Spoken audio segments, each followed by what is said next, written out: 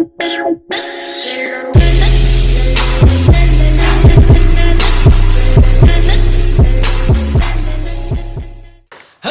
everybody, welcome today to Book Literary Criticisms, or BLC, the newest, awesomest channel here today on YouTube. This is today's first episode ever of this awesome, amazing series. And this series, we're going to talk about all of the literary criticism there is and talk about books and their amazing views on these books with these criticisms in mind. You guys may have learned of these literary criticisms over your years, but you're probably in 12th grade or in college level English when you first start learning seriously about these criticisms. And today we talk about one of the most awesomest criticisms of any books ever. And it's going to be Frankenstein the graphic novel, which I believe is by Mary Shelley. And as you guys can tell, I tried to dress for the occasion.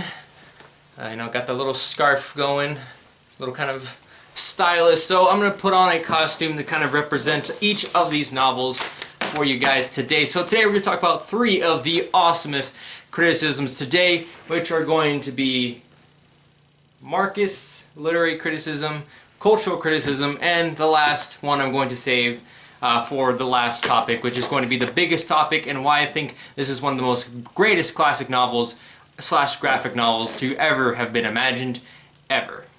Alright, so we're going to first talk about, I would say, the least affected in this book, that is the hardest to is kind of the least kind of affected of this book, which I believe is cultural criticism. So the reason why Frankenstein has one of the most awesomest books is because of cultural criticism. If you view the book of a cultural criticism, you view and understand the cultures of the book. You try to criticize the cultures and how they play a role in the novel as a story. So as you guys can tell, cultural criticism isn't a much effect in the book as you think, but the real view of the culture criticism is how Frankenstein's monster / creature is kind of an outcast in the American culture, but still wonders so much about the American culture and how it has affected them as a species, and how he is so wonderfully vowed and so mysteriously awesome about this culture, and how culture itself of the American culture views him as an outcast because of his, he is a monster, as they call him, a creature who is made out of dead and is now alive. So this is a cultural criticism about that, how you can view the culture of how they view Frankenstein's monster as an outcast, and you're criticizing them for that fact. Now you can also take on and view in your own way how Frankenstein's culture, which is a character who develops mostly throughout the book, is that he first goes beyond wondering about the amazing culture of the human species with no fatherly figure into now wanting to kill the very culture that he was first very interested in about. Now, culture criticism doesn't play too much as other criticism as you do in the book, as it doesn't have too much of an effect besides on the characters themselves and how you, as the reader, can understand the book yourself. You kind of take on your own culture views into the book. Now, I'd say the one that is most effective in this book is Marcus' literary criticism, which is a criticism based on the views of how the lower class is against the higher class. Now, the lower class of this novel is definitely Frankenstein's monster / the creature himself. For as in the book, he is a much poorer and much more horrendous character out of all of the characters. All of the characters that you have met in the book or will meet in the book are all very wealthy themselves. For example, Frankenstein himself is from a noble family who was very honored in their community, and they sent him to university after his mother passed away.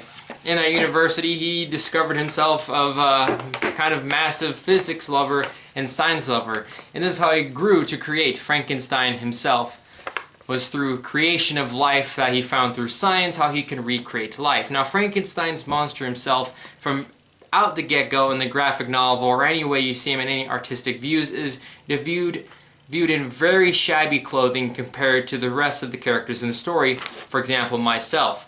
There he's dressed in a more kind of just a shirt, ripped pants, and really no other clothing other than that, compared to other characters in the novel which are very nicely dressed, have nice clothing and all this stuff. Frankenstein himself, or Frankenstein's monster himself, is very poor in this fact.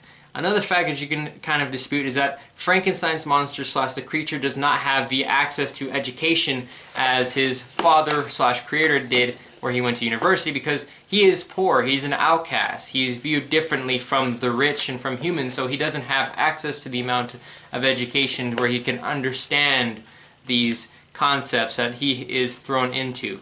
You can also take this into mind as well, that when he does learn these from a higher, richer class level, which is taught to a lower class as well, is that he learns only the basics, and he is not thrown too much into the concept of greater thinking himself, and which Marxist lyricism, I would say, has the most effective view on here. As you guys can see, he is really learning from a third-person perspective from in the novel and from the book. He isn't learning from a first-level perspective, as one would think that most higher educational or more richer families would be able to learn. More richer families probably can learn hands-on with a teacher, whereas he himself is learning from afar and is only learning the basics and is not learning the full scope. And this is due to his class, which is that he is a much poorer and much lesser creature compared to his human peers as himself, as he is classified as an outcast due to his physical appearance and also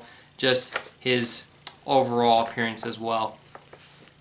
Now, I would say the most effective and most awesomest way to view this book and criticism of any criticism is probably the hardest one to understand, and is the greatest one, and is the last one I will talk about in today's show for this Frankenstein's graphic novel. And I'm talking about the reader's response literary criticism, which is really up to the reader himself. And I'll give you a short rendition of what the reader response criticism means. It basically means a reader who, me or you, has their own cultural views, morals, opinions, and other things that they learn throughout their life, and they take that and carry them with throughout their life. Now, the text, or any sort of way or form of art, is viewed and has its own features. For example, a graphic novel has its own artistic renditions, its own language, its own settings, its own structure, its own characters. And then the reader visualizes or reads this text and develops a meaning from the text and from themselves. And that is today what is the most effective of any of these graphic novels we're going to be discussing on BLC on this show, is that Frankenstein's graphic novel basically is its own rendition of how you view the world. For example, Frankenstein himself is viewed very heavily against for not caring about his child in a way that his creature is a child. He is thrown into the world with nothing to bear, and his own father slash creator runs away from him. And this is a big view on cultural and Marxist lyricism, that people of lower classes usually don't have both parents or both cultures dived into themselves. And this is why these cultures tie so strongly in the end to your own cultural views of the reader's response literary criticism, because it is such a way that the author makes these intertwine with themselves to understand your own views. And with this, you keep in mind and you kind of feel for the creature himself, for understanding that he doesn't have a father figure and he has to learn everything as he tells Frankenstein that he has done through starvation, pain, hunger, and all this stuff. But then you can also take into hand of how the other side of people will look at this novel and say, hey, but the creature himself could have made himself a greater being if he didn't feel hatred towards Frankenstein himself, and would have understand and coped with it, and didn't fall to his own criticisms and his own cultural criticisms, which is how he feels and views the world. And then that can be spun backwards and saying, well, the world is a nasty place and he should have been thrown into a much more nicer world and would have had a friend, and maybe he wouldn't be the way he is. And this is how the reader's response to literary criticism is so important to understanding this novel, because I feel like it's the only criticism that really plays the major effect in this great novel slash graphic novel. It plays the majority of any criticism, because it's mostly up to you, the reader yourself, to understand this graphic novel or book or movie, however you see it, because it's up to you to see if you either side with Frankenstein or you side with the creature himself, and view how you view the world of this graphic novel has created. Because as we do know in the graphic novel, Frankenstein has his own flaws where he doesn't fully... He hates this creature that he created, even though he created himself, because he feels like it's a disgusting thing. He doesn't want to recreate something. He doesn't want to make his own son happy, or child. And he abandons his child into this lonely, disgusting world. As you can also view where Frankenstein himself has learned, but has also been his own criticisms of hate, has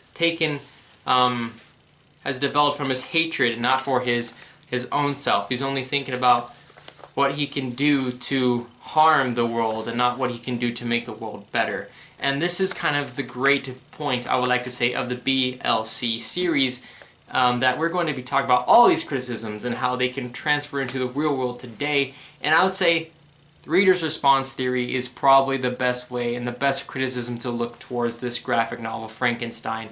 It's probably the most awesomest way to understand the book and for you to develop your own meaning. But I would still say cultural criticism definitely ties a major role into the book, so you can understand the culture of the time period, which the culture of the time period was a more kind of, you stick together close with your family and with your friends. And that's how you can view how Frankenstein's monster slash creature is viewed as an outcast, because he doesn't have a fatherly figure, because his fatherly figure, aka Frankenstein, ran out on him and doesn't care for him as a child. But then you can also view it as culture criticism, where how Frankenstein himself doesn't understand the culture of true human culture and goes into a hatred rage of wanting to destroy everything Frankenstein loves and enjoys in life.